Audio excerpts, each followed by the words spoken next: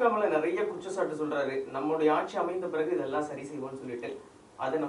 இது என்ன, அதாவது தமிழக மக்களுக்கே ரொம்ப தெளிவாக தெரியுது. ஃபர்ஸ்ட் ராகுல் காந்தி எங்கங்க காங்கிரஸும் திமுகவும் ஒரு அலைன்ஸ்ல இருக்காங்களா இல்லையானே தெரியலையே. எங்கள் பிரதமர் வந்து இது தடவை 4 தடவை தமிழ்நாட்டுக்கு வந்துட்டாரு. இப்போ கன்னியாகுமரிக்கு ரோட் ஷோக்கு வராரு, கோயம்புத்தூருக்கு வராரு. ராகுல் காந்திக்கும் காங்கிரஸுக்கும் திமுகவுக்கும் ஒரு அலைன்ஸ் இருக்கிற மாதிரியே தெரியல.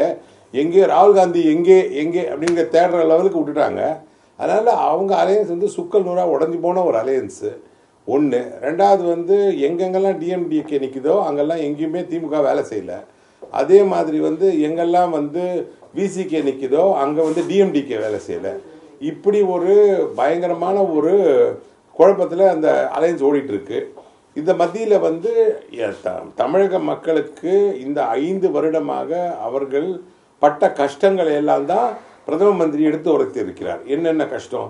ஒரு 70 வயசு ஆள் கொல்லப்படுவார், 60 வயசு அவருடைய மனைவியை வந்து ரேப் பண்ணுவாங்க, அடுத்தது 2 வயசு குழந்தைய ரேப் பண்ணுவாங்க.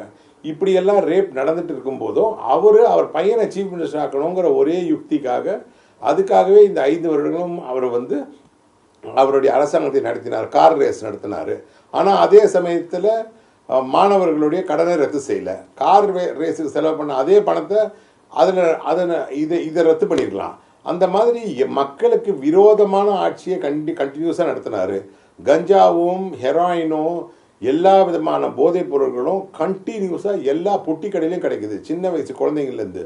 அப்போ எல்லா தாய்மார்களும் பெரியோர்களும் தாய்மார்களும் அவர்கள் தந்தை தாயார் அனைவருமே வந்து ஒரு மிகுந்த கவலைகள் உள்ளாகிவிட்டார்கள். எந்த ராஜாவுமே அவருடைய மக்களை காப்பது தான் முக்கியம். ஆனால் இவர் தன் பையனை வந்து சிஎம் ஆக்கணுங்கிற ஒரே 5 வருட திட்டத்தில் இருந்து மக்களை எந்த விதத்திலும் காப்பாற்றவில்லை, பெண்களுக்கு எந்த விதமான பாதுகாப்பும் இல்லை. அப்படி இருக்கிற இந்த கவர்மெண்ட்டு இப்போ நீங்கள் பார்த்தீங்கன்னா எல்லாரும் ஸ்கூல் ஃபீஸ் கட்டுற டைம் வந்திருக்கும். ப்ரைவேட் ஸ்கூலில் எவ்வளோ ஃபீஸ் கட்டுறீங்க? 40,000, 50,000, 1 லட்சம்னு. கவர்மெண்ட் ஸ்கூல்ஸ் ஒழுங்காக இல்லை, எல்லா பில்டிங்ஸும் இடிஞ்சு விழுந்திருக்கு. டீச்சர் இல்லை, டீச்சர் புதுசாக அப்பாயின்மெண்ட் இல்லை, யாருக்குமே வேலை வாய்ப்பு கொடுக்கவில்லை. மொத்தமாகவே டிஎன்பிஎஸ்சியில் 10,000 வேலைகள் தான் மொத்தமாகவே கொடுத்துருக்காங்க இவங்க இந்த 5 வருஷத்தில். எவ்வளோ பேர் ரிட்டையர் ஆகிருப்பாங்க? அந்த மாதிரி இது மக்களுக்கு விரோதமான ஆட்சி, கண்டிப்பாக தூக்கி எறியப்படும் என்று பாரத பிரதமர் பட்டியலிட்டு எங்களிடம் எழுத விலக்கி இதை வந்து மக்களிடம் கொண்டு போய் சேர்க்க வேண்டும் என்று கூறினார்கள். இப்போ நாளை பாரதிய ஜனதா கட்சியின் தேர்தல் அறிக்கை வெளியிடப்பட இருக்கிறது. முன்னாள் தேசிய தலைவர் ஜே.பி. நட்டா ரிலீஸ் பண்றாரு. என்னென்ன விஷயங்கள் எதிர்பார்க்கலாம்? தமிழக மக்கள் எதிர்பார்க்கக்கூடிய அம்சங்கள் எல்லாம் இடம்பெற வாய்ப்பு இந்த என்டிஏவுடைய லீடர் வந்து எடப்பாடி பழனிசாமி அவர்கள். எடப்பாடி பழனிசாமி அவர்கள் கொடுத்த அனைத்து வாக்குறுதிகளும் நாங்கள் உடனிருந்து நிறைவேற்றுவோம் என்று ஒன்று சொல்லுவோம். ரெண்டாவது வந்து நாங்களாக போட்டிருக்க வாக்குறுதி மக்களிடம் இருந்து கேட்டு பெற்ற சில ஆலோசனைகளை இந்த வரக்கூடிய மேனிஃபெஸ்டோவில் சேர்த்திருப்போம்.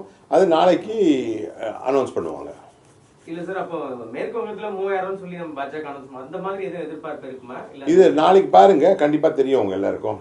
இன்னும் 24 மணி நேரத்துக்குள்ள வரப்போகுது இல்லையா? அது வரும்போது தெரியும். பிரதமருடைய 15ஆம் தேதி கன்னியாகுமரி வருகை, 18 கோவை வருகை, அதற்கான ஏற்பாடுகள் எந்த அளவுக்கு போயிட்டு இருக்கு? இந்த ராகுல் காந்தி தான் தமிழ்நாடு பக்கமே வர மாட்டேங்கிறாரு. பாண்டிச்சேரிக்கு வராரு, கேரளாக்கு போறாரு. அவர் வந்து ஸ்டாலினோட இருக்காரா இல்லையா, அலையன்ஸ்ல இருக்காரா இல்லையான்னு மக்கள் நீங்களாவது சொல்லணும். இல்லை மக்களுக்காவது திமுக வந்து கிளியராக விளக்கணும். காங்கிரஸ் உங்க அலையன்ஸில் இருக்கா இல்லையா? ராகுல் காந்தி கேம்பெயினுக்கு வரப்போறாரா இல்லையா? இதை தெளிவாக கொஞ்சம் சொல்லுங்க. ஒவ்வொரு பிஎம் வந்து இந்த 5 வருடத்தில் ஒரு 100 வாட்டி வந்திருப்பாரு. அப்போ எப்பயுமே பண்ற ஏற்பாடு தான் இப்போ பண்ணியிருப்போம்.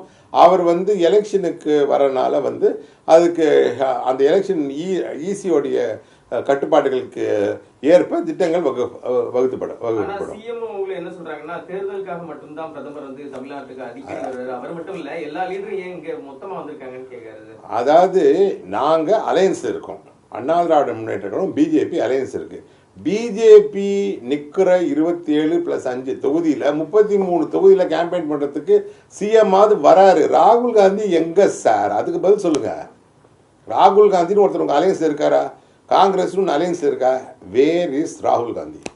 தேர்தல் களம் ஒட்டுமொத்தமா எப்படி சார் இருக்கு? அவங்க மீண்டும் 2.0 அப்படிங்காங்க. அதெல்லாம் வந்து அப்படி 2.0ங்கிறதுக்காக தான் டிஎம்டிகேவை எல்லாரையும் எதிர்த்து எல்லாருக்கும் பிடிக்காம அந்த அலையன்ஸை உள்ளே சேர்த்துருப்பாங்க. அது வந்து கண்டிப்பாக 200க்கு மேற்பட்ட சீட்டில் வந்து கண்டிப்பாக எங்களுடைய கூட்டணி வெற்றி பெறும்.